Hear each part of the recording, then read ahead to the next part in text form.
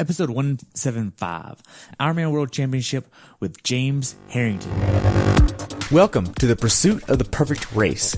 I'm Coach Terry Wilson, and with each episode, I bring stories of athletes to you that share their experiences at races in order for you to learn how to have your perfect race. We will hear stories from athletes of all ages, abilities, and races of all distances. So regardless of where you fit in, there's something in it for you. Thanks for spending some time with me today. Now let the pursuit begin.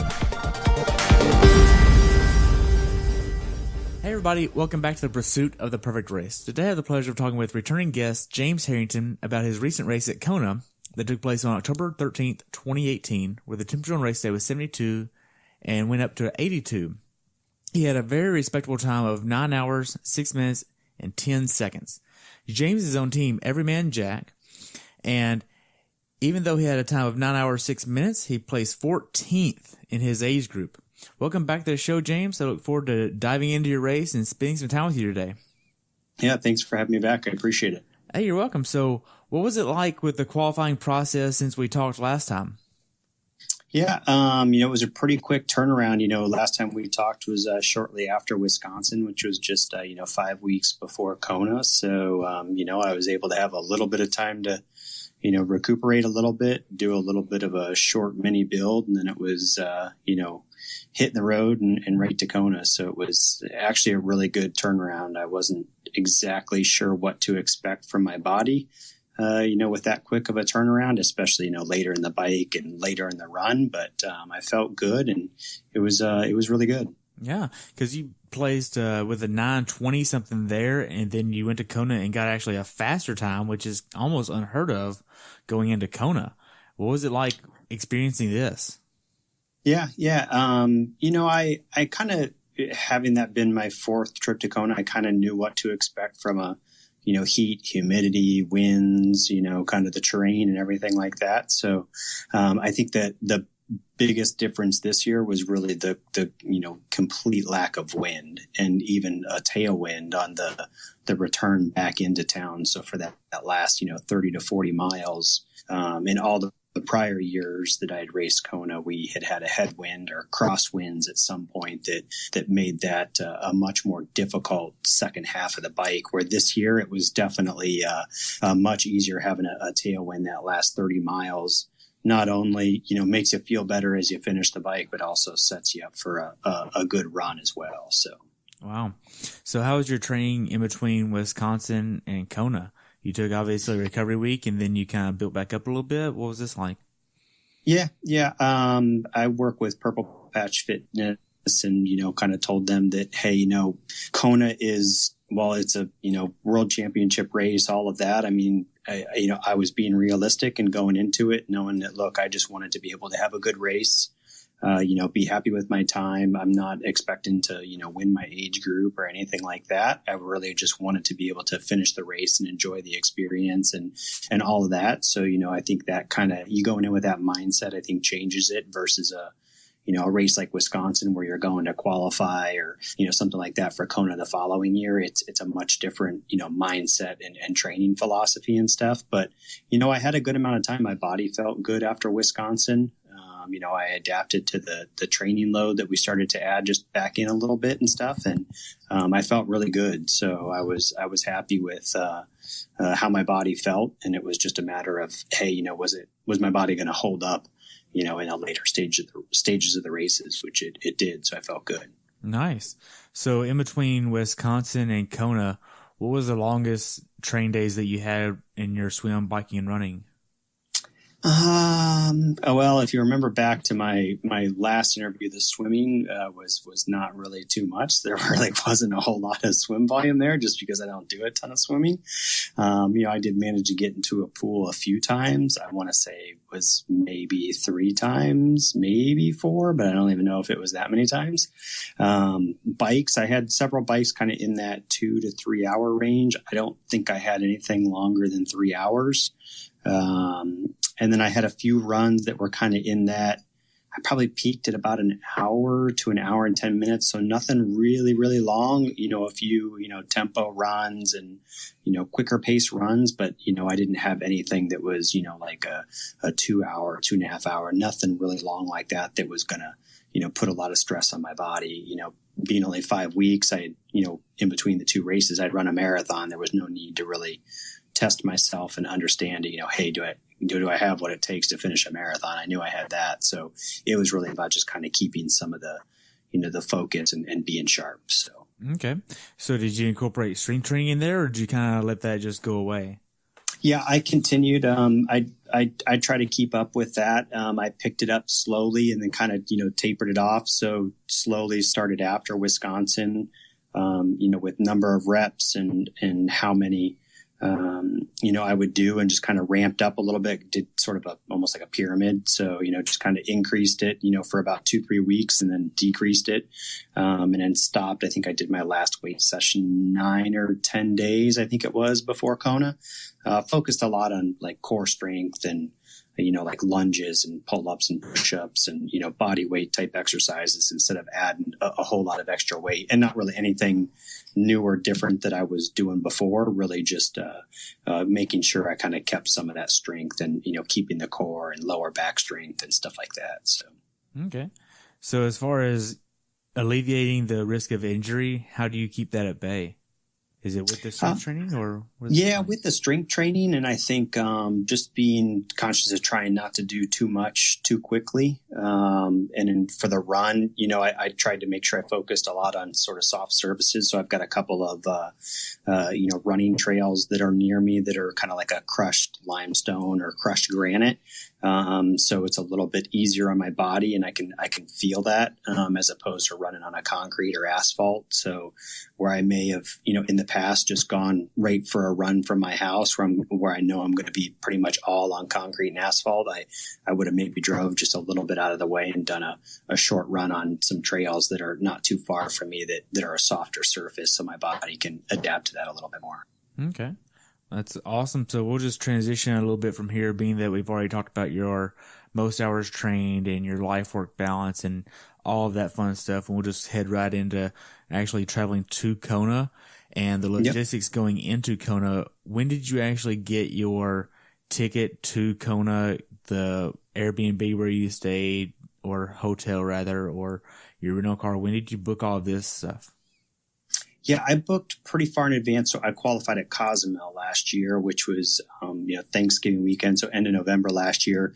I think we booked most of our travel probably December, January. So pretty far in advance. I travel quite a bit for work. So, I was able to book hotels with points. So I had enough. So I didn't really have to worry about the points side of it. And then I was able to do most of my airlines with points.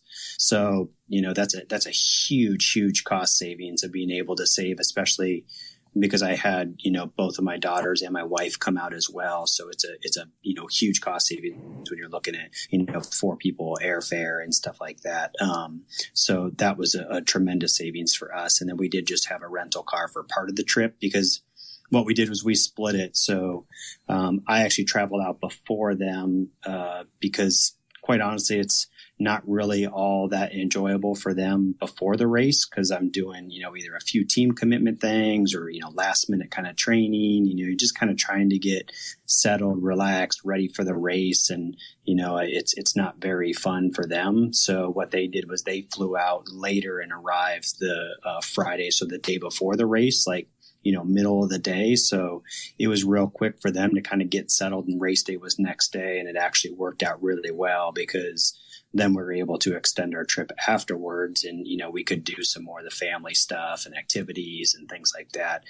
So it definitely made it much more enjoyable for them. And for us, it was also a timing factor in that it was our 10-year wedding anniversary. So for us, we were also trying to, kind of, make that an enjoyable trip for us to celebrate a 10-year wedding anniversary and have some time afterwards. Where when I did Kona last year, because of the way it worked out with kids' school and stuff, we actually went beforehand and left the day after the race. And that just wasn't very enjoyable. It's fun. I mean, you say it's not enjoyable. You're in Hawaii, but it's much more fun, as a family and as a vacation to be able to spend that time afterwards as opposed to the time before. So, and from very good. And from you, the athlete, going before by yourself, you're able to get your mind in the right headspace, able to lower the anxiety by, hey, my bike is all tuned in. You don't have to worry about the stress of family commitments, and hey, I don't have to worry about, you're in your own zone for a few days ahead of time. You're able to eat what you need to eat, go to bed when you need to go to bed, get into your frame of mind that you need to be in. So I feel like that's a good thing to do, honestly. I 100% agree. I mean, it definitely, you don't have to worry about trying to adjust all the different schedules and eating patterns and all of that type of stuff. So without a doubt, that definitely helped. Now, the way that we had done it the last 2 years, and it actually worked out really well, was we flew kind of later. So when I flew out, I left after work on Tuesday, flew to LA, and actually stayed the night in LA Tuesday night, and then got up, kind of at a normal time, and then took the first flight from LAX to Kona Wednesday morning. And then it actually worked out pretty well, because then it gets you, a few hours closer, because you're then got that 3-hour time difference, 2-hour time difference between, here and Pacific time. I'm on Central time, and allows your body to adjust a little bit. You get a good night's sleep in bed, and then you got, another kind of, halfway split flight that gets you from LA to Kona, and you got that last 3-hour time difference. So I felt like that really helped from getting my body to adjust a little bit to the time, still getting a good night's sleep, not kind of spending an entire day traveling and stuff like that. So it worked out well for me from that perspective. It does probably have a little bit more of a, cost component, because it worked out well for us because we split it and did Southwest flights to, LA, and then did United from LA to Kona and stuff. So it definitely adds a little bit more of a logistics standpoint into it, but I felt like it allowed me to kind of get a, good night's sleep. And we did the same thing for the kids when they flew out, even though it was a couple of days later, and it worked out well for them, because then they could stay in school a little bit later and not have to miss that day of school, traveling and stuff like that. So it seemed to work out, pretty well, coming across the multiple time zones and, in the long flight and stuff. So. Wow. So you got there on Tuesday this year?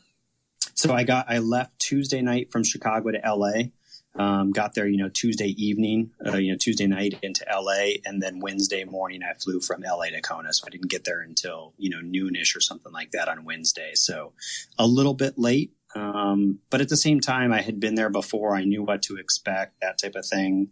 I've always, felt okay in a race that is, heat and humidity. So I didn't feel like I needed a whole lot of time to kind of, climatize to the heat and humidity that was there, even though it had kind of already started to cool off here in Chicago.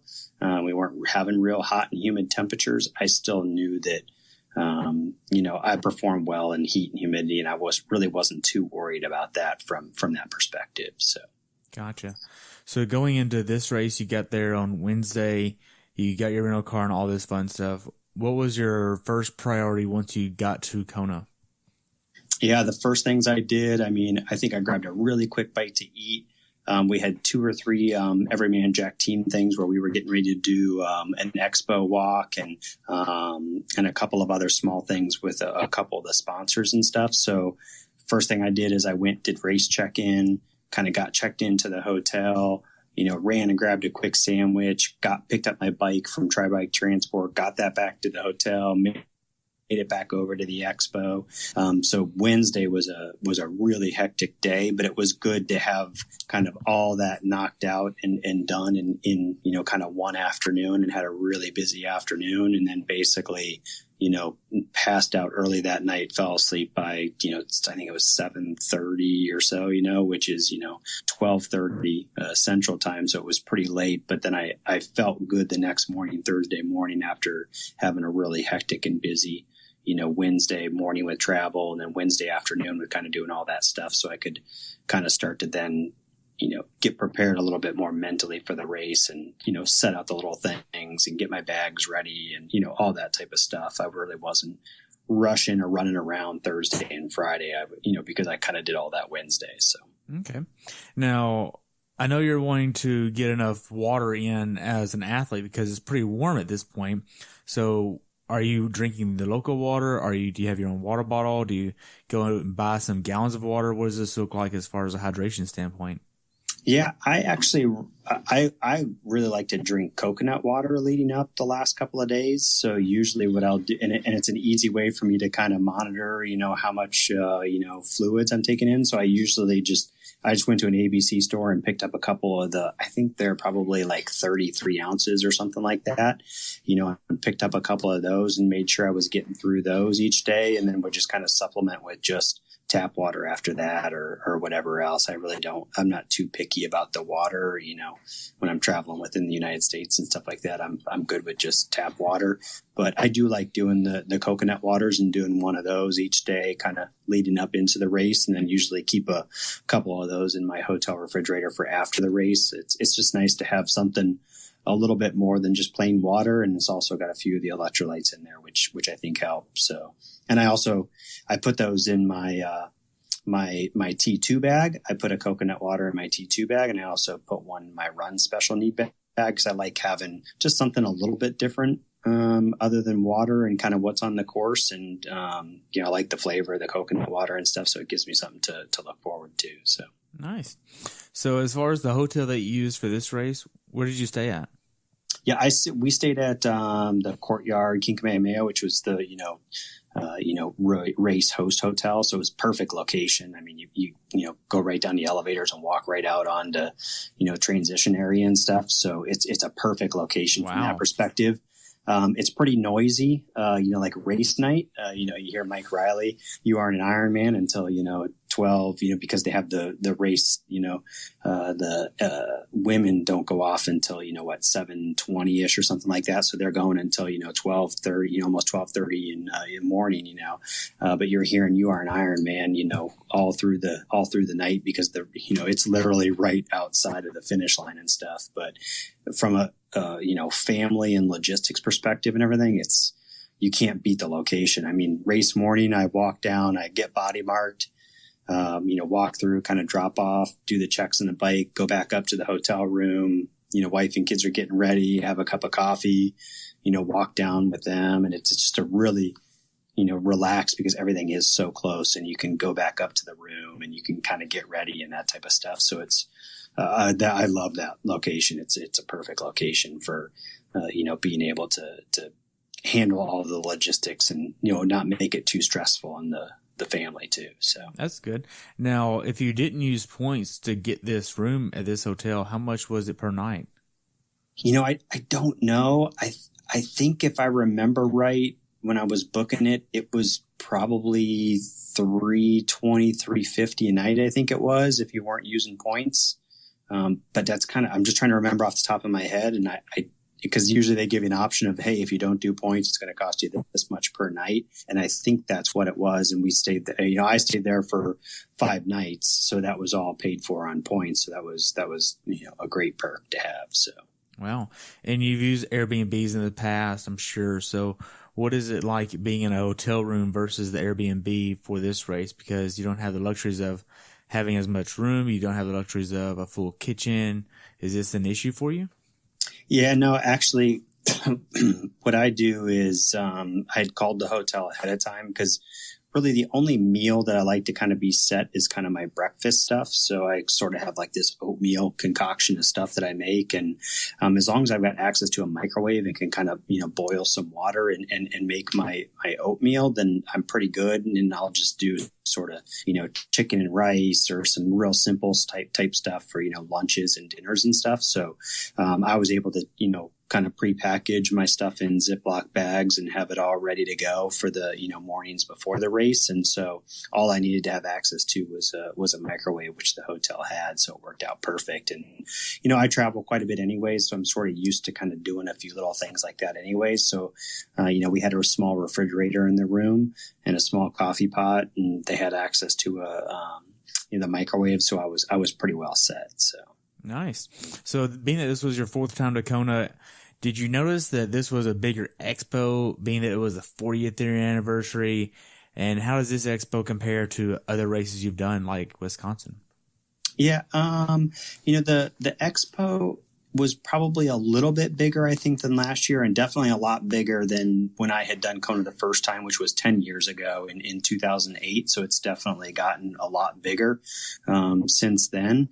Expo was, much bigger than like a Wisconsin or anything like that. And I think really the biggest thing, with Kona is just, how multicultural it is. I mean, all the different languages you hear as you walk around, different things being presented in different languages and all that, which, all of the races except for one I've done down in Cozumel have all been here in North America. So everything's been, English speaking, you get a population from, for the most part, within the United States, you get a small, population that come and travel to it. But Kona is so much different. I think there were 82 countries or something like that represented. So it's, enormous from a, multicultural perspective. So, just seeing all the different people, hearing all the different languages, all of that type of stuff. So it's, that's definitely much different than what I experienced at any other Ironman. Wow. So your check-in process here, it went pretty smooth. Did you notice anything different about this race's check-in versus other races you've done? No, most, or I should say all the Ironman races I've done, it seems like they've got so many volunteers that really help streamline that process, and they've got that process down. I was checking in, Wednesday afternoon, and I think I was, from the time I walked into the hotel to get into check-in all the way through, kind of going through the expo real quickly. I don't even think it was a full half an hour. It was, they have you in, all the volunteers are giving the information, passing you right next to the next table and everything like that. So, it was very streamlined. So no issues whatsoever from that perspective. Wow. So did you participate in the underwear run? Yep. Yeah. We actually did it as a team, and it was my second year doing it. Last year that was the one thing that was fun, having the wife and kids there. The kids did it and everything like that, and really enjoyed it. It was a fun, they called it a little silly run. So they really had fun with it, and it was fun. We did it as a team. And this year, one of our teammates, his wife was diagnosed with breast cancer just a few weeks before the race. So we all put on some patches and wore those. And so we're trying to do a few things as a team to help support them. Once they returned from Kona, she was going right into chemotherapy. And so, our wishes go out to the family, and hopefully all is well for them. So, yeah, I saw that, and it was kind of sad reading that, honestly. Yeah, that's difficult. So hopefully everything turns out for the best. I hope so. So going into this race, did you want to make sure you ate at certain restaurants, or you hit up certain locations as part of your things you got to make sure that you do when you're on Kona? Yeah, I kind of saved that for the after. So when so Wednesday night, we had been there before. So, and I honestly, I don't even know that I can remember the name of the restaurant, but I can picture it and walk right to it and stuff. I was like, okay, well, I know when I was there last year, I had this chicken and rice dish, and it was very simple, very plain, very easy. So literally I ate that same thing on Wednesday, Thursday, Friday, because I knew it. I felt good with it. I was okay. And then I knew I could do my lava java and some of those other things, afterwards, and enjoy some of the after the race and not so much before. So I was that very boring person, having my oatmeal every morning and then the exact same thing for dinner every single night for, Wednesday, Thursday, and Friday. So that's a little bit of the price you pay to ensure that you're not going to have the nutritional issues or stomach issues or anything like that. So I'd rather play it safe than sorry. All right. So going into the day before the race, the bike check-in here, it is a ritual, more or less, because of how they do it here. How was this process for you? Yeah, it's a pretty surreal how they, line everybody up, and you've got all the vendors that you walk through, and you can see them taking all the, the ticker marks and, taking pictures and, all of that. It's a pretty surreal, thing. And at the same time, you've got, pros walking through, and you can see that, they're getting the cameras, and maybe they're even stopping for an interview as people are walking through and all that. So, we actually met as a team, right in the parking lot just outside of bike check-in, and kind of all walk through at the same time. So, Rich does a real good job of kind of trying to get us to coordinate those type of activities and stuff like that, and, show the sponsor support and all that. So it was a really good opportunity. It's great for all the families and everybody else to kind of come together real quick and see each other and say hi. And, they may have seen each other at other races, or, so many of us were, we're all Facebook friends. So they talk to each other on Facebook or see things on Facebook. And so it's probably one of the first opportunities for people to start to kind of, connect and talk about, well, hey, we're going to be here on race day, and we're going to go to here, and we're going to do this, we're going to stand here. So, it's really that first kind of socializing opportunity for, not just the team, but also a lot of the, friends and family and everybody else that are there to support the racers. So. Wow. So as far as trying to keep your anxiety and nerves low during all the hype and all the excitement, how do you use this? And do you have any tactics to share of how you minimize your anxiety with all of the excitement in the air? For me, I don't really get too stressed about it, and especially at Kona, because for me, like I said before, I mean, I'm not going to win my age group. I'm not going to, try to be top 3 or top 5 or whatever else. I would love to be at that, but just being realistic about it and just enjoying the experience. So for me, it's much less stressful than a race where I'm trying to qualify for Hawaii. I feel much more stressed before those races than I do at Hawaii, because I feel like at Hawaii, it's sort of the celebration, of, all the training and the qualification leading up to it and everything else. So for me, it's not stress free, but it's basically, it's like, look, I just want to be able to finish. Hopefully I don't have any mechanical issues, and hopefully I don't have any nutritional issues. And if, I don't have mechanical issues and I don't have nutritional issues, I know I've got the fitness to finish it. So that's all I want to do is finish it and perform as well as I can. So. All right. Now, the day before the race, what time are you trying to go to bed? Your family flew in earlier that day, and you're trying to make sure everybody's getting enough sleep. Do y'all have 1 room, 2 rooms, sharing a room? What does this look like? It's 1 room, 2 beds. We had, 2 beds. Fortunately with the time difference, all of us were still, very much on the kind of the Central Coast time. So we're still kind of the wake up really early and go to bed early. Since they had just traveled there that day, they were pretty tired. I think my youngest daughter fell asleep by like 6:30. And, because at that time it's, that's 12:30 at night, 1 in the morning almost. So she was out with all the travel. I think my other daughter might've made it till 7:15. So it worked out really well that they were kind of both falling asleep really early, and we knew they'd be up early, but at the same time, I was going to be up early to get ready for, have my pre-race, morning breakfast and, all the race check-in stuff and all that. So it actually, the 5-hour time difference actually works out really well, I think, in the early stages. After the race, when you're kind of, relaxing and stuff, you probably wish you could sleep in just a little bit more and maybe stay up a little bit later. But I think for sort of the pre-race stuff and for race morning, it's about a perfect amount of time, because I like to get up 3 hours before race and have my morning breakfast and stuff. So to get up at 4 in the morning for a 7-morning race with the time difference, it actually was working out perfect. So from that perspective, it worked out really well. And so, my daughter's in one bed and wife and I in another bed. And, I think I was probably in bed and asleep by, I think it was probably 8 or 8:30. I mean, it was still fairly early, and had a really good night's sleep and felt good. So. Wow. And then you're up 3 hours before your send off time, which is about 4. Yep. And then you start getting ready to head down to transition. What are you doing in transition? Well, since most of the equipment's all dropped off, for the most part, I don't really need to get access to like run and bike bag or anything like that. So essentially it's just making sure tires are pumped up, putting the water bottles and nutrition on the bike and stuff. And that's really about it. So it's a really quick sort of, quick transition visit, just a quick walk through.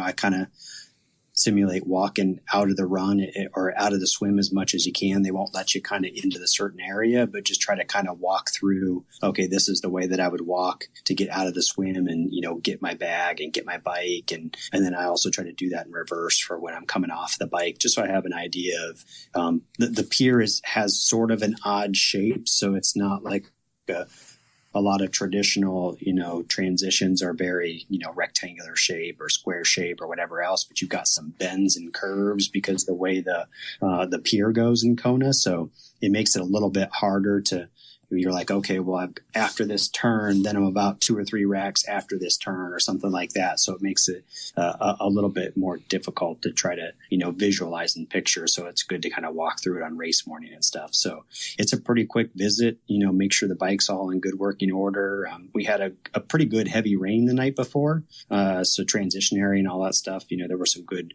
puddles and stuff like that in transition area and everything like that. But once we got out onto the bike, it was, I don't really recall any big puddles or anything like that and that type of stuff. So it was a good quick trip. Like I said, I went down, checked bike, did all that stuff, went back up to the hotel room, had a cup of coffee. And by that time, since the kids went to bed so early, they were waking up. They were having their, little bowls of cereal in the hotel room. And then they kind of walked down with me and saw me off. So it was good. Wow. So before the race actually started, how was your nerves and excitement level? It was good. I mean, once I went down after I saw the family, I went and kind of sat back down in transition area, kind of close to the swim start. Actually saw a couple of different people that I knew from either local kind of Midwest races or, and just kind of sat down and, chatted with them and talked with them. Ran into a guy that I'd seen in a couple of races and had no idea he only lives about maybe 8-10 miles from me or so. So we were striking up a conversation and had a good conversation. Didn't realize that he was, I knew that he was in the general area because I had seen him at some of the Midwest races, but had no idea that he was, that close to where I'm at. So it's kind of funny how many people are at that race and how far you are away from home, yet you kind of connect with somebody who's so close. So it's kind of interesting. Wow. So before you start talking about the actual race here, what are you putting in your bike, run, and special needs bags? Hey, everybody. I just want to say thank you for listening to the podcast. And I just want to let you know that I've enjoyed having so many people on this show, and I couldn't really do it without your support. Thank you so much for tuning in, listening, and being a part of what I'm doing. If you would, take a few moments to leave me a review over on iTunes. It would help me out tremendously, and enjoy the show. So before you start talking about the actual race here, what are you putting in your bike, run, and special needs bags? Yeah. So at the bike rack, they only allow bike, and they make you put your helmet there. So your helmet has to be at the bike. They don't want them in the bike bags. So the only thing in my T1 bag are shoes and socks. So bike shoes and socks. I like to wear socks on the bike. I don't like waiting and putting those on later. So really simple. T1 bag. My T2 bag is basically my goo gels, my run shoes, sunglasses, and visor. So it's and my coconut water. So it's a pretty simple bag as well that, all that can kind of be dropped off the night before and stuff. So I try to keep those bags pretty simple and don't load them down with a whole lot of extra stuff. So. Okay. Now, whenever you actually start thinking of your plan for the race and your mindset of what you want to accomplish with this race, was it go into this race with just finish, or did you want to do as best as you could? Did you want a PR? What was this like? Yeah. I just treat Kona kind of going in and enjoying it and enjoying the experience. Obviously, I want to be able to finish, and I'm a competitive person, so I want to be able to do the best that I can. But, I'm not really expecting to podium or anything like that. I mean, I know that it's typically a more difficult swim, and I'm not the strongest swimmer. So, for me, I'm just looking to come out of the swim, in a decent position. knowing the way that Kona is, and because there are so many people that come out within kind of that 1 hour to 1:10 mark, you're coming out of the water with just so many people. The early stages of the bike, I would say the first, 30 to 40 miles is very congested on the bike. So quite honestly, there are multiple times where I'm sitting up and, basically making sure that I'm not drafting, that I'm just, kind of sitting back and relaxing, and not stressing about, hey, I need to try to push in front of this group or push in front of this person and that type of thing. Because I know that typically the winds are difficult on the way back, and there's a lot more climbing on the course than what I think people usually give it credit for. So it takes a lot out of you in the later stages of the bike. So the first 40 to 45 miles on the bike, I tend to be very, very conservative, knowing that the later stages can take a lot out of you if you push too hard and kind of burn those matches in the early stages of the bike. Right. So the pro men go off and the pro women, and then they allow the age group men to get in the water. How is everything going at this point? Because you get the salt water in your mouth for the first time this year, and you get out there. What was this like for you before you got going on the swim? Yeah, it was, and because it's sort of a, constricted entry into the water, you get into the water pretty early. So you're treading water for, 15, 20 minutes, because, they're getting the age group men into the water right after the females go off. So, you're treading water for quite a while. So you're just trying to find a space, relax, the waves and the current are kind of pushing you back and forth and stuff. I lined up kind of further away from the pier, probably, 5 to 10 rows back of the back, just because I know there's no reason for me to kind of, fight my way all the way up to the front. I'm not the strongest swimmer, being away from the pier and stuff. And where I lined up this year is probably a little bit further out than I had in years past, but I also felt like this swim was probably one of the easiest, Kona swims, and easiest being,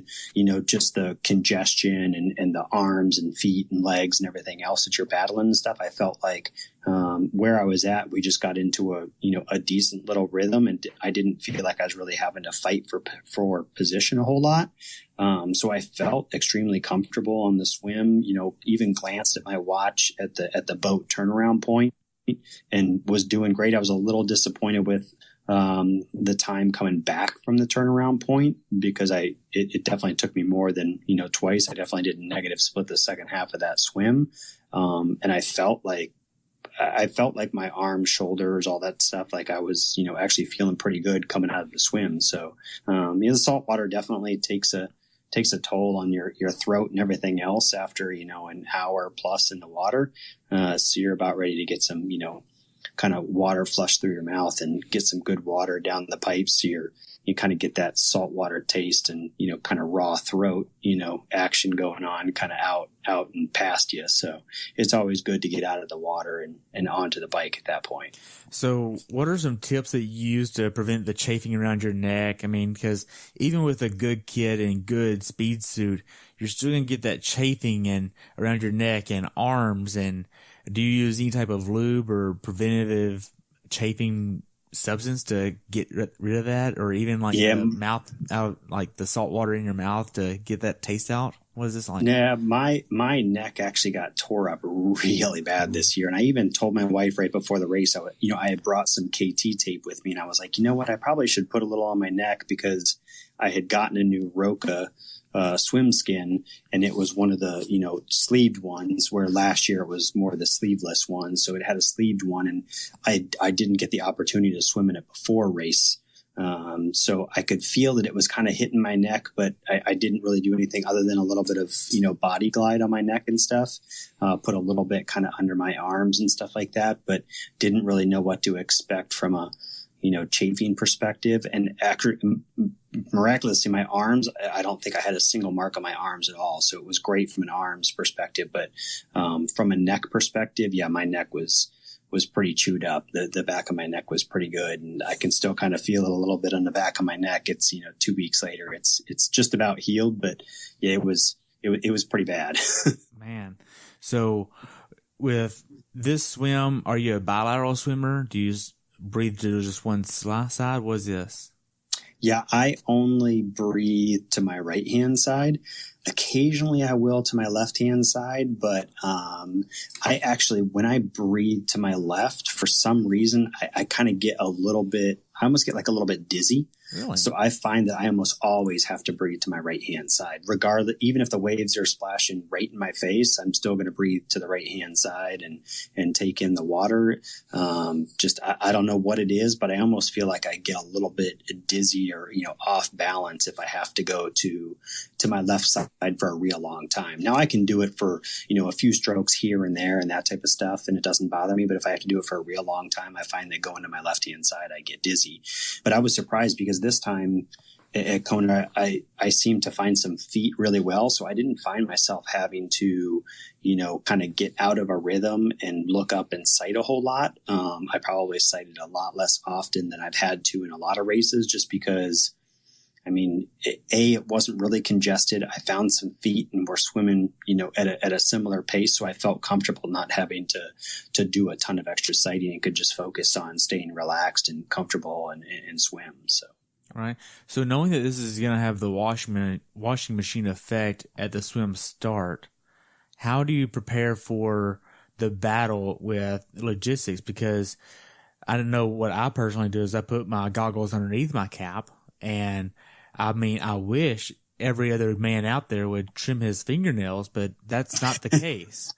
And men don't like trimming their fingernails for whatever reason. And they go up here and it's like, I'm going to be clawed to death. How do you prepare for this mentally, and from a strategic standpoint, do you make sure that it seems like you're all the way to the left so that way you can sight and you're on your own kind of area? Yeah. And this time it worked out really well. And then I didn't feel like I had a lot of congestion.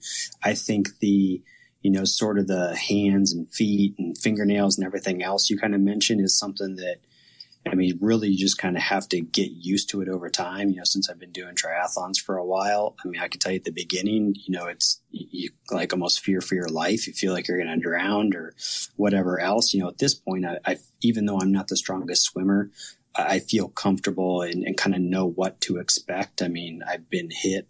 I've accidentally hit people, all of that type of stuff. The advantage of, like a Kona, at least the water is really, really clear.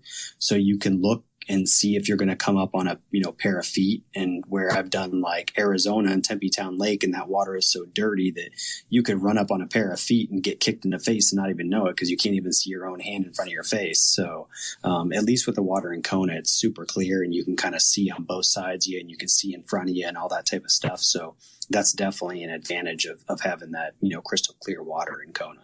Man. So other than that, do you have a certain way to keep your goggles from fogging up? Because with the salt water here, you definitely don't want to have any leaks to get the salt water in your eyes. What kind of tips did you use for this? Yeah, for me, it's basically a little bit of spit and my tongue, and that's about it. So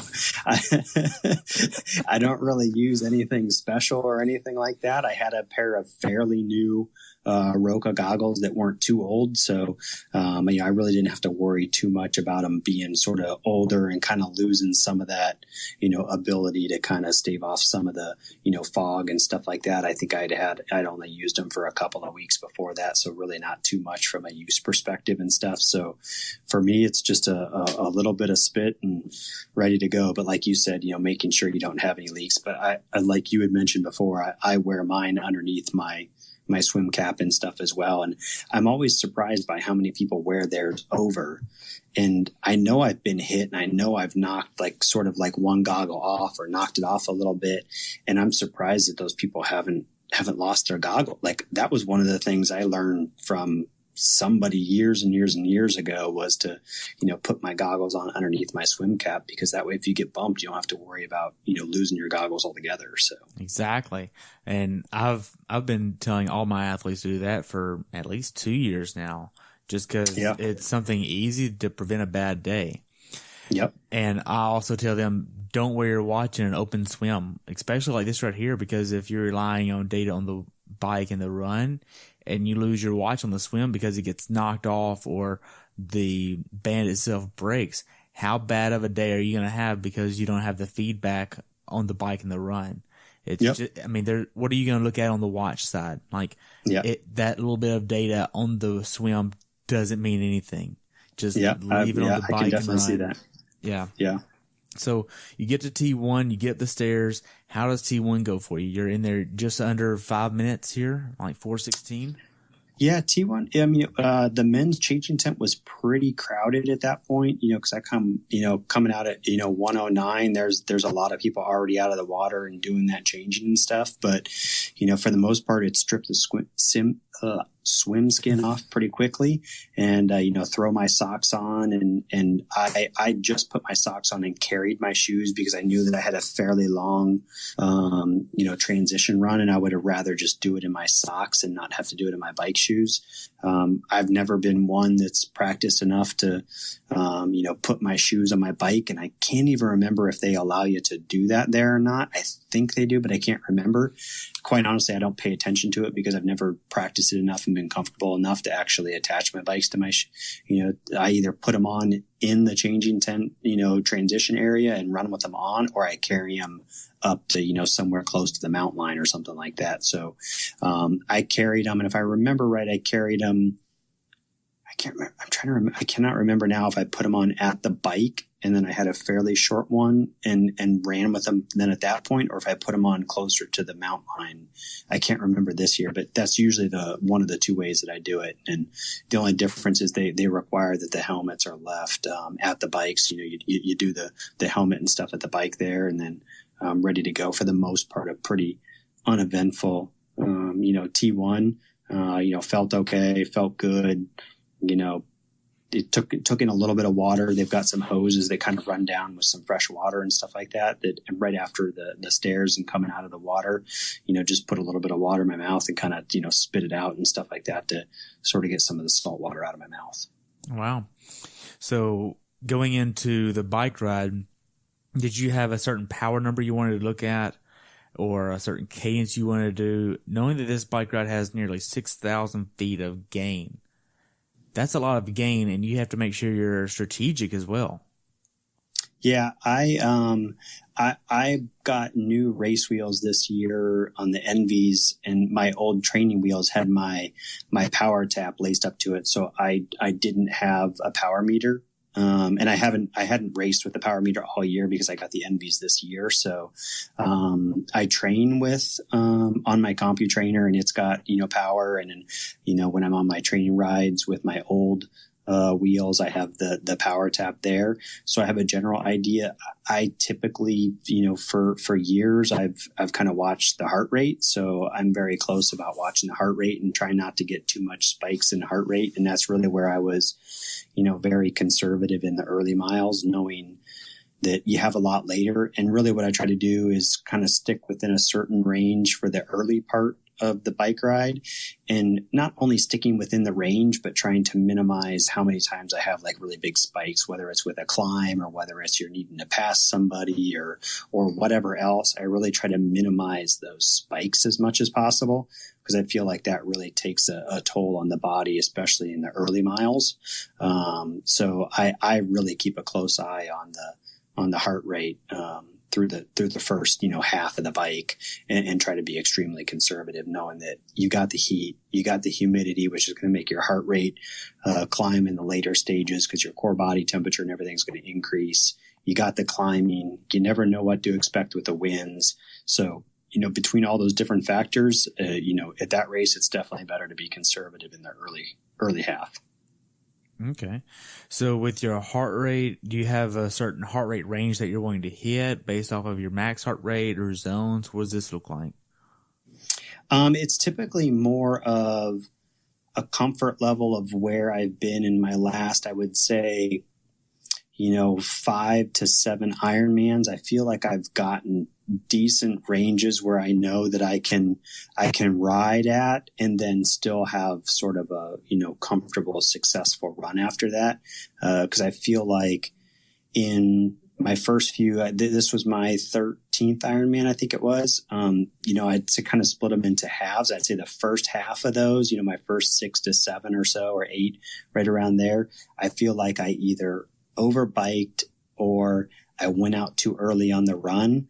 And so in the last, 5 to 6 of them, I feel like I've been much more consistent in the heart rate on the bike, trying to eliminate some of those spikes of the heart rate, and then being more consistent and conservative in the early stages of the run. And all of my runs have been very consistent in my last few Ironmans. And I think it's been kind of a, that sort of joint effort of, being conservative, watching the spikes, kind of keeping it within some certain ranges and stuff like that. So I think it's sort of a combination of all of them. And then you've got to adjust to, if you're in a cooler race versus a hot race, or a race that climbs versus one that doesn't climb as much, and so on. So I think it's really just a combination of a lot of different factors that I think you have to kind of take into consideration especially when you're watching heart rate, because other outside factors can affect that. Right. And even sickness and sleep and all these, even life stresses can affect your heart rate. Yeah, I over the last about year and a half, I've been wearing, a Garmin, and it's got the wrist-based, heart rate. And I've watched that over time and just tried to watch how things like, sleep or lack of sleep or alcohol or, training load and things like that can affect your resting heart rate and how you feel that next day when you're doing training and so on. So it's amazing how some of those, small changes and small tweaks and stuff like that can make a big difference in, training effect, how you feel, how you recover, and things like that. Wow. So the morning of race day, what was your resting heart rate at? I know that the last week to 2 weeks, I think I was in the low 40s. Wow. So I think I was bouncing around between, 41 and 44 or so, right around there. So that's pretty typical for me in those last few weeks when I'm, kind of rested and trained and feeling pretty good, is that low 40s. You'll have somewhere it'll drop down into the upper 30s, but then most of the nights it's going to be that 41, 42-ish or so. Okay. So you get out on the Queen K, or after let me just back up there. So the first 10 miles are kind of like a little out and back, and then you get out to the Queen K finally. What were these miles like for you? Yeah, it's pretty congested at that point. I mean, it's just a matter of trying to, you got a couple little short hills, you got that short little out and back. You've got a couple little bumps and potholes and things like that on the road. So you've got to be kind of really focused on, you got people sort of going all over, and people that are trying to be speed demons and fighting for position on the bike in those first few miles and things like that. So I think if you're not careful, it can be a real dangerous first 10 miles. So really it's just a matter of being, I think, safe.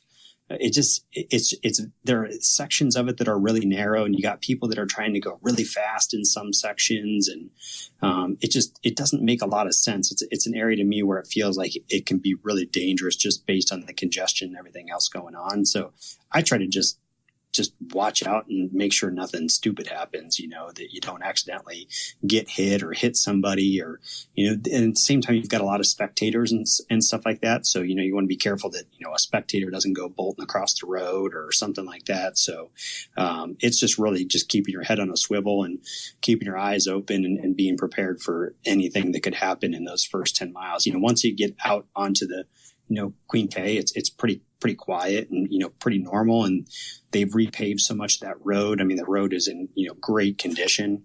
I think last year they were still doing a lot of that construction between like the airport in town and stuff. So you had a lot of, construction and some barriers and things like that were still going on. Like all that was all out of the way this year. So it was actually, nice, perfect, clean, smooth pavement.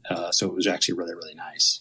So in comparison to the first time that you did Kona and this time, has the quality of the road changed? Has the security level changed? I mean, because you did this before the Boston bombing, obviously, and now then after that, have you seen an increase in security? I think, I don't really remember like an increase in like security personnel, so to speak, but definitely some things have changed around, bags and, drop bags and clear bags and things like that, and what you can and can't take into transition and some things like that. So from that security aspect, yeah, I don't really remember seeing like a whole lot more of a, police presence or security presence or anything like that. But definitely, bags and clear bags or no bags in, certain areas and things like that. So I definitely remember that. And I do feel like the road conditions are definitely better than they were in years past. And it seems like the road and pavement and even the width of the road and, the size of the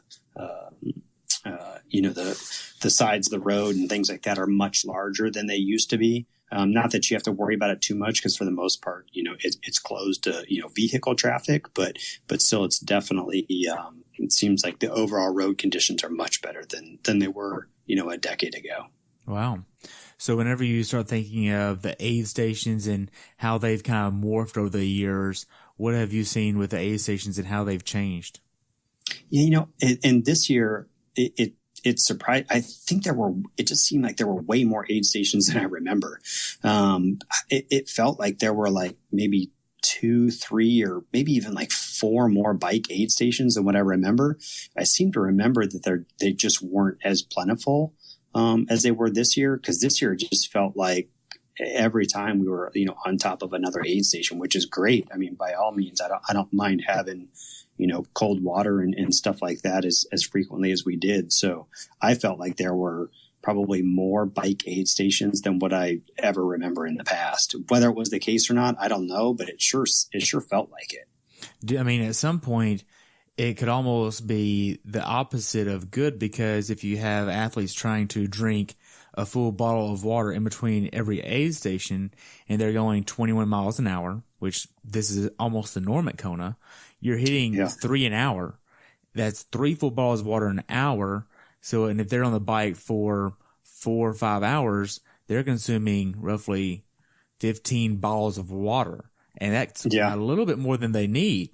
So that could be a little bit to a detriment of having too much and providing athletes with too much water and nutrition if they're trying to get a full bottle of nutrition and a full bottle of water in between each and every aid station. That could be too much.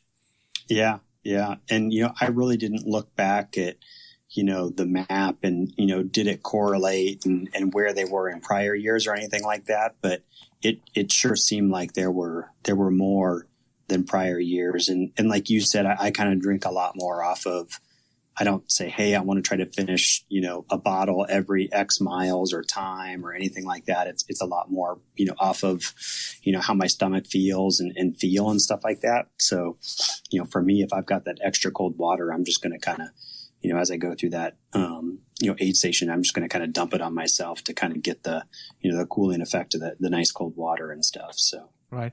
And just like we talked before we hopped on here about how you're still going to get that a little bit more than 250 calories an hour here, just like in Wisconsin, right?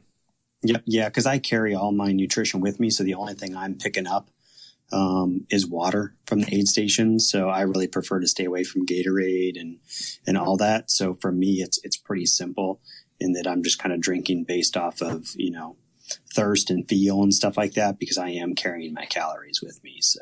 Right. Now with the bike course, did you see a lot of flats, mechanicals, or even wrecks? I didn't see any wrecks. I did see, a good number of flats. Really? I don't know if it was more or less before, but I can think off the top of my head, I probably remember seeing at least 5, 6, 7 people with flats, at various points on the course. Which I remember thinking about it and thinking, gosh, it seems like maybe more than before, but I do definitely remember seeing, a number of people off to the side with flats for sure. Wow. So we have to kind of address the drafting here, because even EMJ, I think Rich actually put up a thing about the drafting and how big of an issue it really is at Kona this year, because there was a few pictures floating around with people obviously drafting for so long. What are some things that you've seen with the drafting over the past few years at Kona? Yeah, I mean, this year was, I think, what they had the largest number of participants that they've ever had, I think. So, I think it was maybe worse this year than last year, but I think I remember even last year thinking that there was, a lot of drafting. And for me, there were multiple times where I just completely sat up, stopped pedaling, and just kind of let big groups go by. Cause I was like, look, I'm not going to kill myself trying to get out in front of them. And I'm not going to get myself caught up in trying to keep up with them or keep a legal distance or whatever. So there were many times in that first, 40 miles where I'm not even pedaling. And I'm just kind of sitting back and waiting because I know that I don't want to try to burn that candle on both ends and try to get out in front of those groups, because there's no way I'm going to try to get out in front of those groups, because I know there are a lot of bikers out there that are faster than I am, and I'm just going to ride my own race and do what I can. It's sad that, there are a lot of people that are, like me, and they're trying to be honest and they're trying to do it. And then there's some people that aren't. I think it's just, with that number of competitors and with as many good people that come out of the water within such a small, time window, I don't see how you can, almost not have it just because of the course design and everything else. I mean, there's no way to separate that many people that quickly. I think they're going to have to go to, some type of rolling start or wave start or something to try to eliminate it. Cause I doubt they're going to come back and say, okay, well, we're going to reduce the number of slots or reduce the number of participants or whatever else. I don't see them doing that. So I think you've got to do something from, there may be a few course design things you could do, maybe to integrate some more climbing to help break it up a little bit or whatever else. But I think outside of trying to, separate some swim stuff and kind of spread the people out, I don't see how you can do it. I think maybe this year it was a little bit worse because of the lack of wind. I think the wind helps to break that up a little bit, as well. And because we had such a, light wind year and even a tailwind at times, I think that it just didn't break the groups up like it had in years past. All right.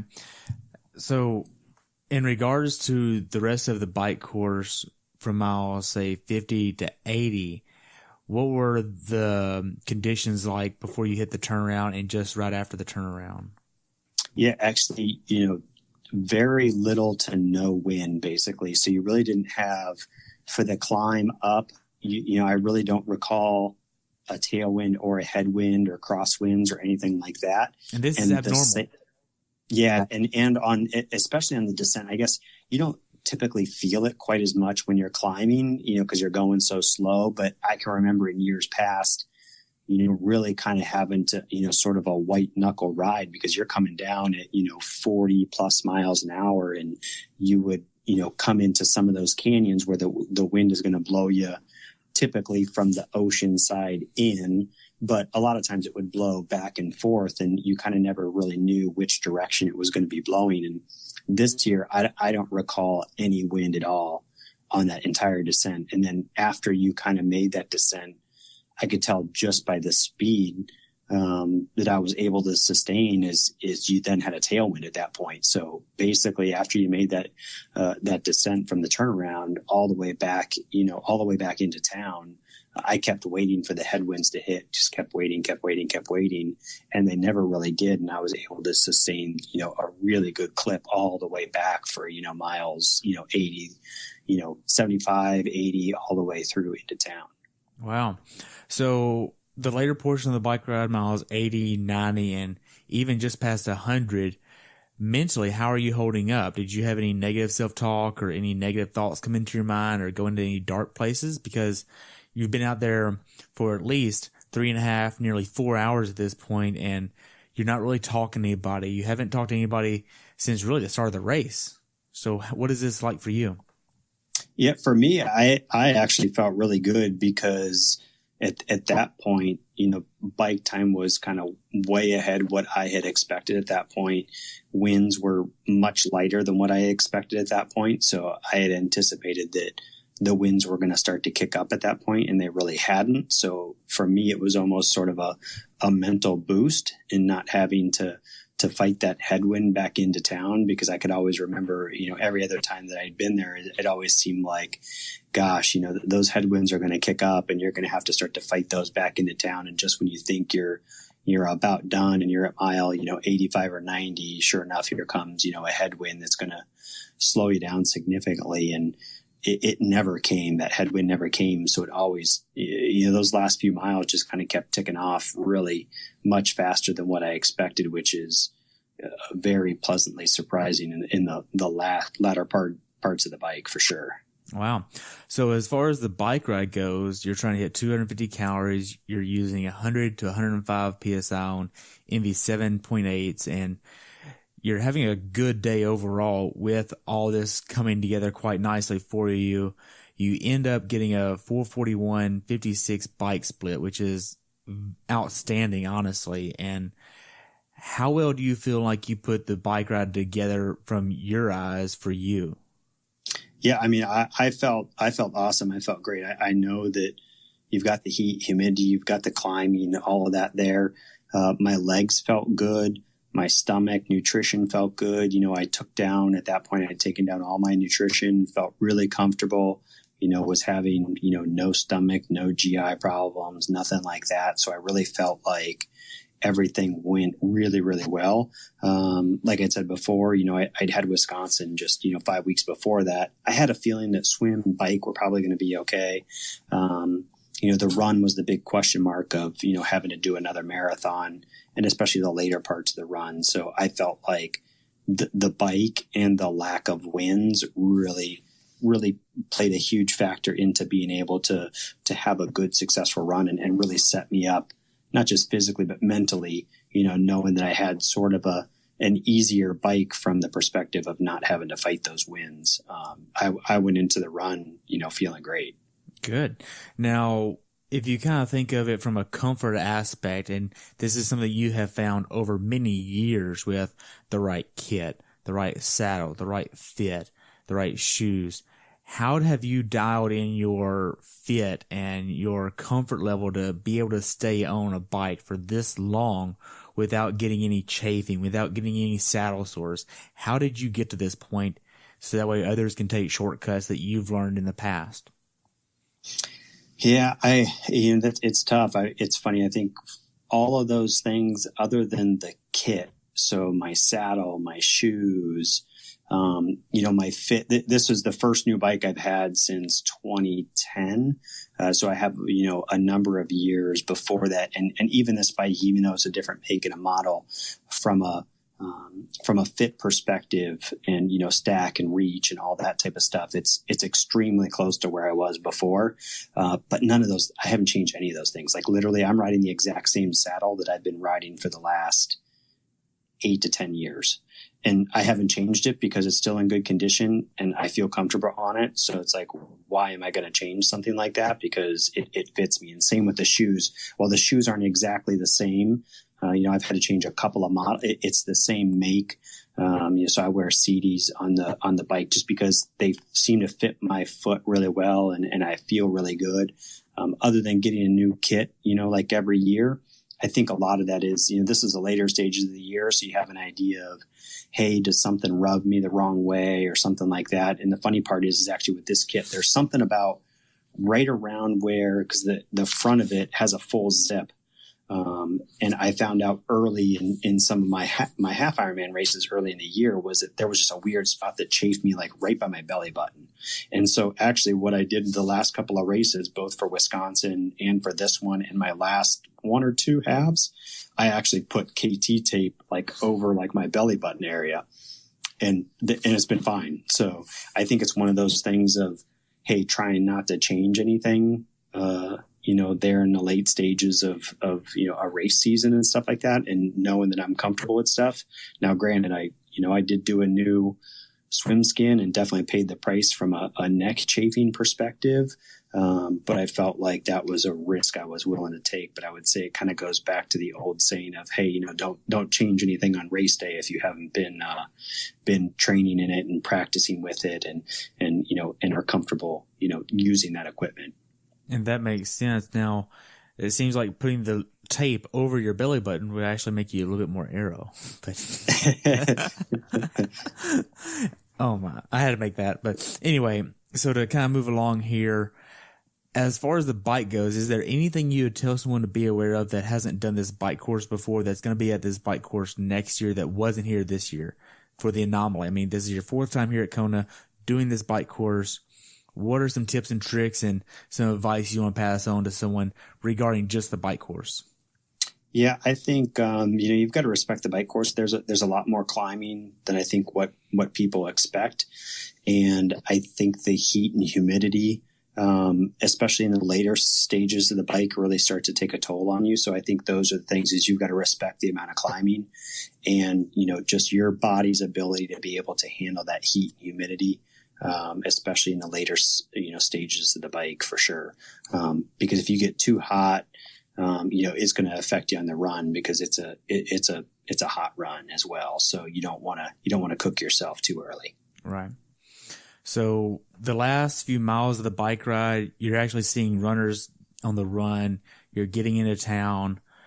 What is your mindset when you start seeing the runners and you realize that, hey, you're almost done with the bike ride and you're coming up and you're realizing, oh my gosh, I really have to run a marathon now after all this again. This is your 13th time to do this. So it's not like it's your first rodeo, but still you have to run a full marathon. What was your outlook on this at this point? I mean, for me, the running is probably my strong suit. So I usually can't wait to get off the bike and run. So I actually look forward to it and don't mind getting off of that bike. By that point, you've been on the bike for almost 5 hours and, my butt's ready to get off that bike and run. So it's something that I always look forward to in the later stages. The first few steps of, getting off the bike and, your legs kind of suck for those first few steps. But after that, man, I love running. So it does not bother me at all getting off the bike. Wow. So just to back up just a touch, on the bike ride, what kind of computer are you using and what data screens are you looking at? So I just have my Garmin. So I have no computer on my bike. I use one when I'm training, but when I'm racing, I just have my watch. And on my watch, I display current heart rate, time, and I believe interval time, I think it is. And I think the interval is set to like every 5 miles. So I think those are the screens I have. And I kind of, pay the most attention to the heart rate. And then just kind of have an idea of the, 5 mile interval times. And that, that kind of pops up the interval time timer. And then it also pops up every, 5 miles when you've got that interval. So. Okay. Now, as you transition to the run, what data screens are you wanting to look at?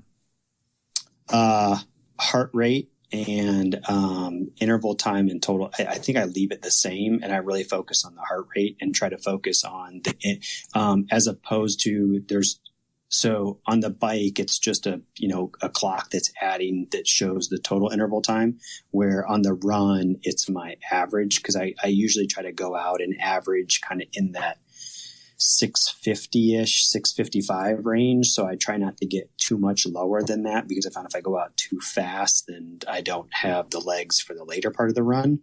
So I try to keep an eye on my heart rate and kind of keep that in that 650-ish or so range. So, it's tough with a couple of the little hills, in the first part and stuff like that, but try to keep it kind of within that range. Okay.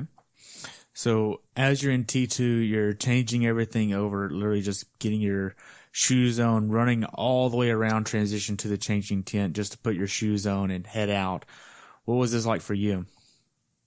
I felt good at that point. I was making the changes. It was good. I had heard my wife and kids on the way in, so I knew kind of about where to expect them on the run out. So I was excited to be able to, to see the wife and kids. You see them kind of before the swim and then the swim stuff and everything else. And when you're first getting out onto the bike, I didn't see them. They were kind of up, kind of at the hot corner and stuff like that. And there's just so many people and yelling and traffic and all that stuff. I really didn't get a chance to see them at that point. So this was the first chance that I got to kind of, see them and hear their voices and hear them cheering and stuff like that. So that's always a good little pick me up in the early parts of the run. And they see me for a couple of other little spots in the run as they make little moves around and stuff like that. And, it's always good because those first, miles all the way up Ali'i and back down Ali'i, you get a lot of crowd support, because there's a lot of spectators lining the course and stuff like that. So it was interesting this year how it had changed, and you don't go nearly as far down on Ali'i Drive because they've changed where you enter into the energy lab now. So based on a new entrance and I think like a divider on the road on the Queen K, made us have to kind of go a little bit further before we could go into the energy lab. So they cut, it's about a mile and a half out and back, so almost 3 miles off of Ali'i Drive. So, you kind of lose some of that spectator aspect of it and kind of have more miles of the kind of the lonely, hot Queen K as opposed to, sort of the spectator lined, Ali'i Drive. Wow. So the reason they changed it is because of some road construction or road. So they put a divider up between the two, and this is my thought, and I don't remember seeing a way to get across. So they put like a cement barrier up between, the two different lanes of traffic, and so I don't think you can get into the energy lab from that side of the road without going further before the barrier would end. Was my only thought in how they redesigned it. So, but it wasn't all so bad. I mean, I guess you did lose some of the Ali'i Drive, and kind of that, that atmosphere and that boost and everything else that you get there. But the way that they bring you into the energy lab and you kind of do almost like an S shape, where before you used to kind of like go right down into the energy lab and you had kind of an out and a back, and then you climbed right back out, and it was one big long climb out. Now with it being sort of an S shape, it almost feels like it's a bit more of a gradual, descent and a gradual climb back out. So to some extent, it almost felt a little bit easier in that you didn't have this straight road where, kind of mentally you see that big, long, straight climb ahead of you, and it's a bit, demoralizing at that point, where this time you had more of a kind of a curvy, like almost like an S shape. And it just seemed like it was almost easier, even though you're going the same distance and the same amount of climbing and that type of stuff. Wow. So if you kind of think of it from a strategic standpoint, you're wanting to take the first few miles pretty easy, then ease into your race pace because of everything. What was your overall goal for the run? Did you have a time goal or an RPE goal? What was this? Yeah, I was hoping to be able to run right around what I had run last year. I ran a 3:07 something last year, and I knew that if my legs held up and what I ran at Wisconsin and the shape I was in, my 3 prior attempts at Kona, the one thing I was trying to do was all of the 3 prior attempts right around mile 22-ish or so, right around there, give or take, I'd always cramped really, really bad. And, really? It impacted me a lot in my hamstrings and stuff in the later stages of the run. But this year, I think my run time was within like 6 seconds or 10 seconds or something like that of last year. But I just felt so much better this year. Like I did not cramp once. I felt really good. I was a little bit better about taking some electrolyte tablets a little more consistently throughout the run, where I think in prior years I either didn't take them or I didn't take them as consistently. So I did feel better about, overall, and especially that not having that cramping in the later part of it, because I don't feel like I really changed anything from like an aid station perspective or amount of water or anything like that I was taking in from an aid station. But I definitely did take in more electrolyte tablets, I would say earlier in the run and more consistently throughout the run. What kind of electrolyte tablets were you using? I was using the GU electrolyte tablets. Really? Yep. So I was taking about 3 of them. I think I was taking about 3 of them about every time I was taking a gel, because it was kind of easy for me to take them when I was taking a gel. And I was taking a gel about every 3 to 4 miles or so. Wow. About every 4 miles, probably. Yeah. So you had a goo and the electrolyte tablets, and you didn't have any stomach issues digesting this? No, I was fine. Yeah. And water, I was water all the way up until probably about,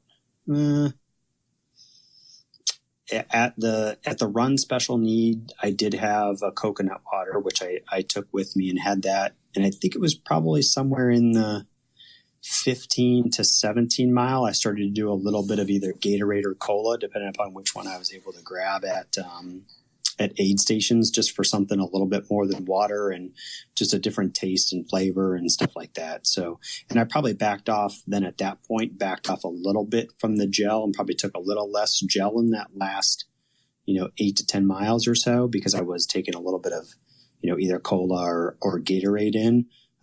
But yeah, my stomach felt awesome. I didn't cramp at all. So I was really happy about that. Wow. Now, mentally, you're literally having to command your body with your brain to keep moving and keep pushing. And you're entering the 7.5 and the 8 hour mark of constantly pushing your body all the time. And you're wanting to hit 6 minutes and 50 seconds per mile at this point. How are you able to keep telling your body to keep pushing with that thought of, hey, I could just walk for just a minute and relax, and I wouldn't have to push much?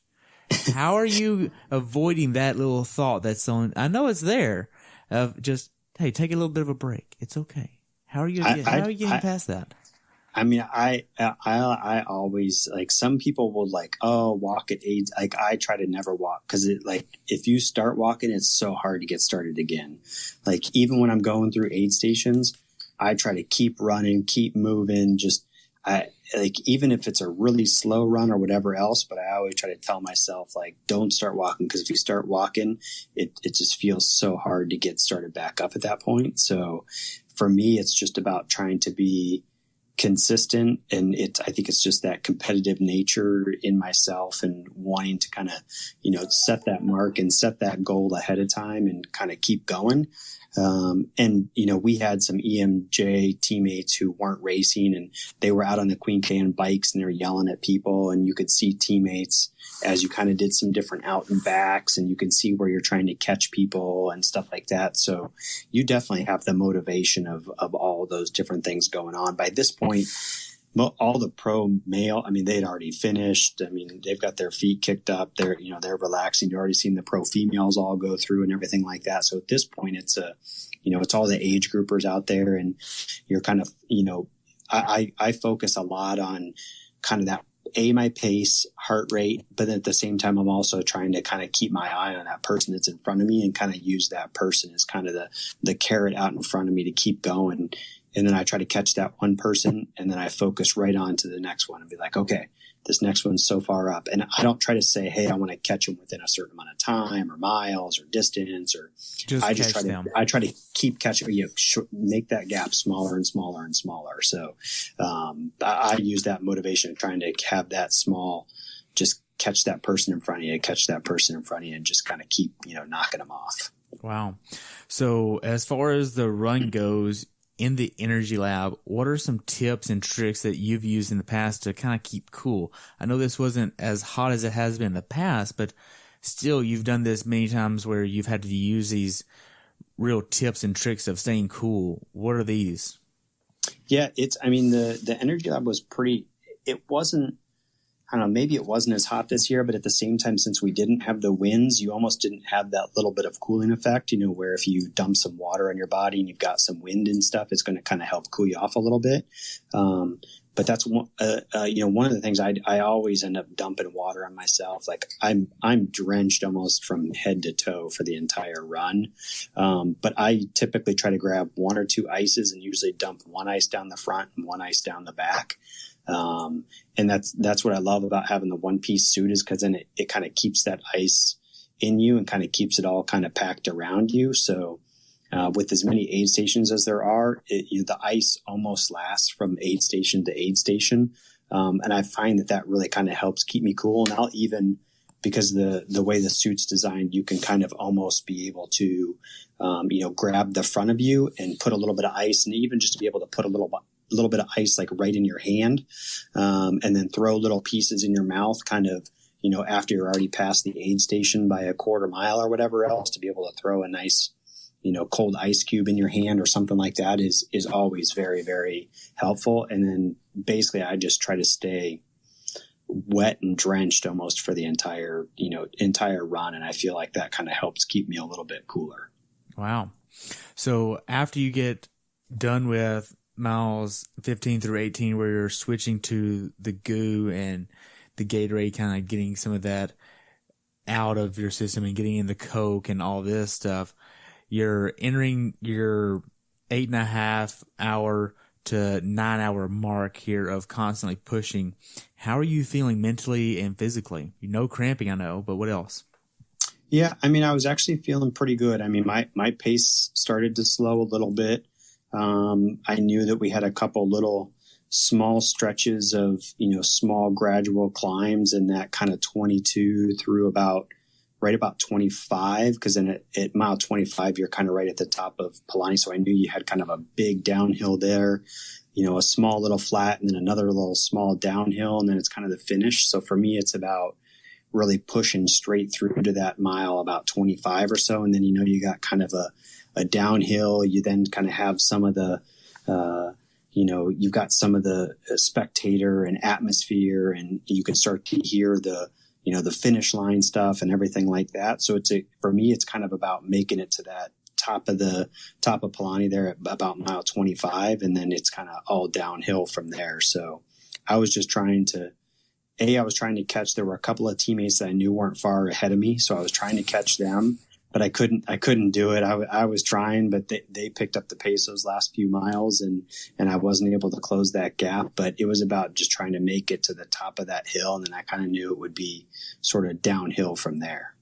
Wow. So the last 800 yards, or even the last mile of this race, what is it like as far as what you see, what you experience, what you smell? What is the atmosphere there like? Paint the picture of it for me.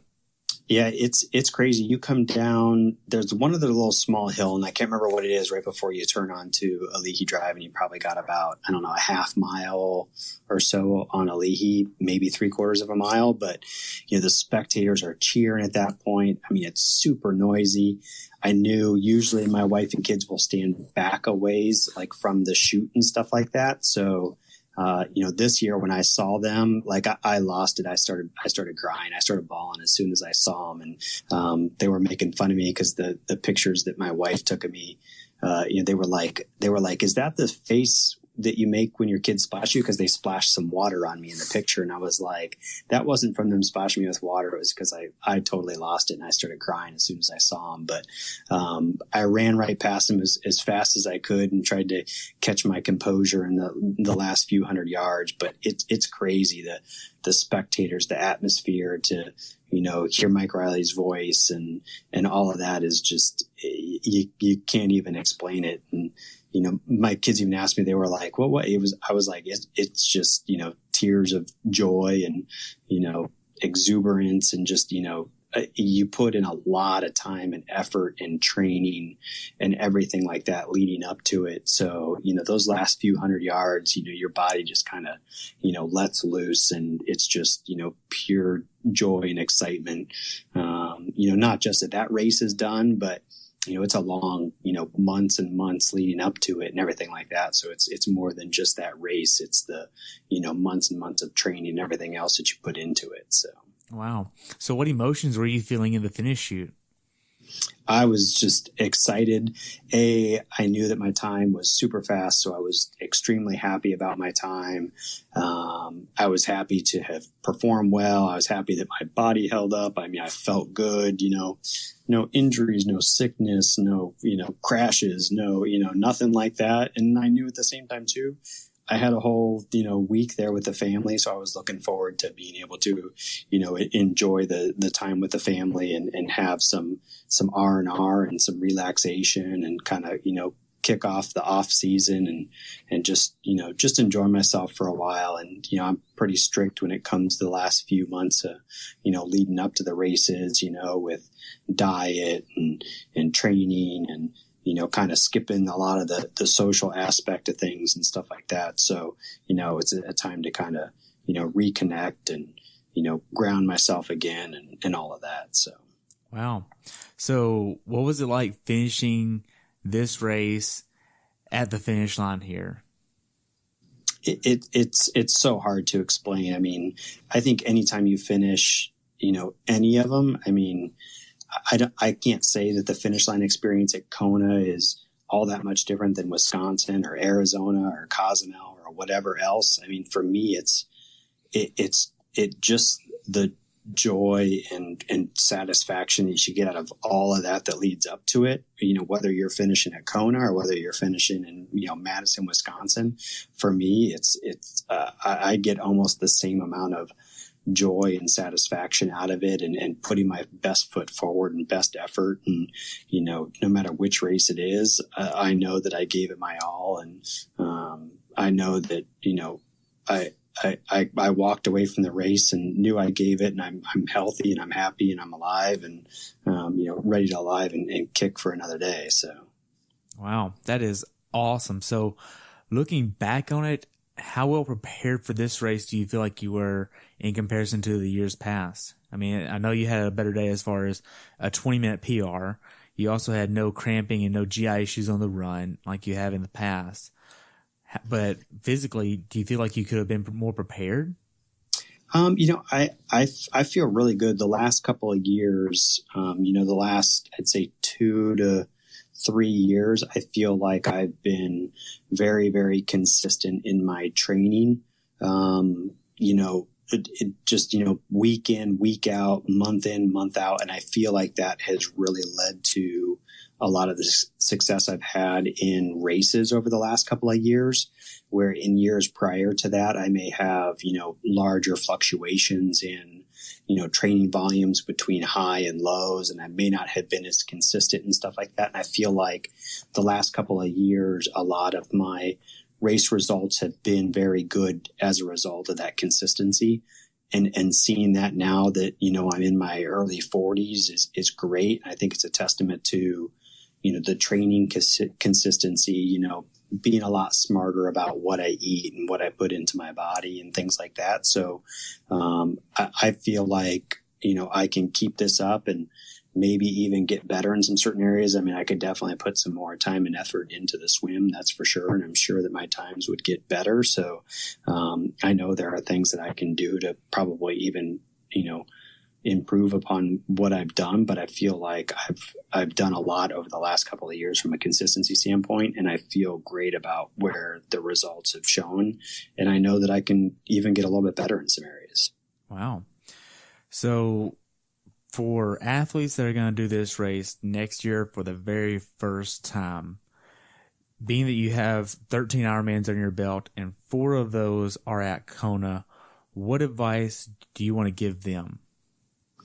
Yeah, I mean, I think you got to watch how you approach the race. I think, some people approach it and, they want to either go in and, win their age group or podium or whatever else. And that's great. If that's your goal and you've got the abilities to do it and everything else, I mean, then do it and go for it. But I think you need to be realistic about it. I'm realistic about it. My chances are probably slim at doing that. So for me, I think it's about how you approach it. And I think that changes the mental aspect and the amount of pressure you put on yourself, because I mean, it is a super competitive race. It's on a hard course. It's hot. It's humid.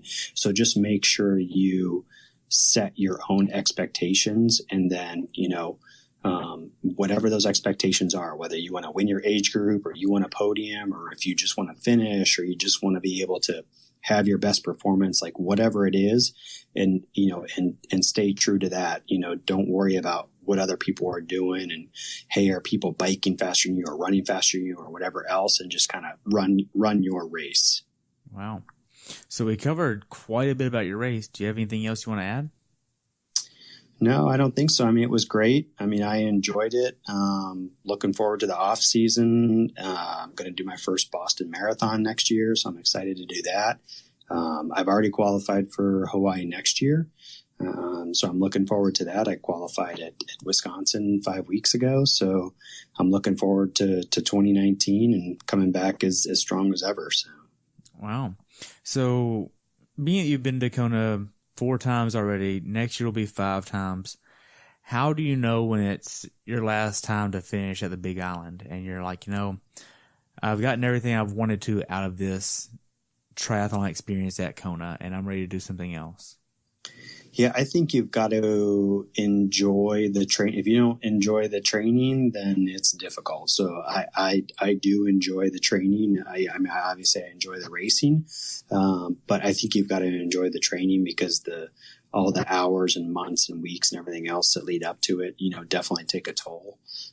So I think, as long as you're good, physically and don't have problems or anything like that, then, I think you just got to make sure that, you're mentally into it and mentally ready to put in all of that time and effort and everything else. And, we only touched on it a little bit, but there's a huge financial aspect to it too. I mean, I do travel a lot for work and I can get some of those benefits of, hotel points or airline miles and some of those things to offset the cost. Because if that weren't the case, I probably would not be doing it as frequently as I do it in Hawaii because it is a pretty significant cost to be able to go and do that. Maybe I would do a local race as opposed to going to a Hawaii or something like that. But there are definitely those things to consider as well. Right. So to wrap up just a little bit here, how can athletes follow you? So I'm on Facebook, Instagram, Strava. So I have, my Garmin connected and have it upload all my workouts and all that type of stuff. I don't really keep, too much of a secret on what I do. I don't pay for the premium Strava or anything like that, but it's kind of nice to kind of, see what I do, track what I do and have a few other, guys I follow and stuff like that to kind of see what they do and stuff. So, yeah, feel free to ping me any of those ways. Nice. So to wrap up here and conclude the episode, being that I already know what your definition of a perfect race is, I always like to ask the second question, which is a little bit different, and that's in order of importance for you, ranking mental grit, nutrition, and fitness, how would you rank those 3 aspects? Mental grit, nutrition, and fitness. I think mental is probably one of the most important because I think, especially in an Ironman, something being, 9, 10, 11, 12, however many hours. I mean, you can talk yourself into or out of anything in that amount of time. So I think that is extremely important. I think nutrition is probably after that because, you can ruin your day real quickly with some bad nutrition. And I think the fitness really just comes with all of the time and weeks and everything else that lead up to it. So if you've put in the time leading up to it, you're going to have the fitness. Just make sure you don't do anything stupid from a nutrition perspective and make sure your head is mentally into it. So I think the mental aspect is probably the most important. Wow. I like how you arranged those. It's not the first time it's been arranged in that order either. James, it's been great hearing about this and diving into this race. I've enjoyed it, and I look forward to following you at Boston next year. I would love to have you back on next year for Boston. I hope it's a better day than this year at Boston. Just saying. Me too. Yeah, me too. I would love to have you back on after Kona next year to kind of compare the days. I know I'm going to keep doing this podcast, so I look forward to following you along the way, okay? All right, sounds good. Thank you very much. I appreciate it. Hey, you're welcome. Have a good day, okay? You too. Thanks for tuning in today. I hope you were able to learn something from today's episode. If you enjoyed the show, please take a minute to leave a review on iTunes or share it with a friend. Be sure to subscribe so you never miss an episode. If you'd like to see pictures from this athlete's race, learn more about who I am, what I'm doing, or be on the show yourself to share your story, check out my website at CoachTerryWilson.com. Until next time, continue the pursuit.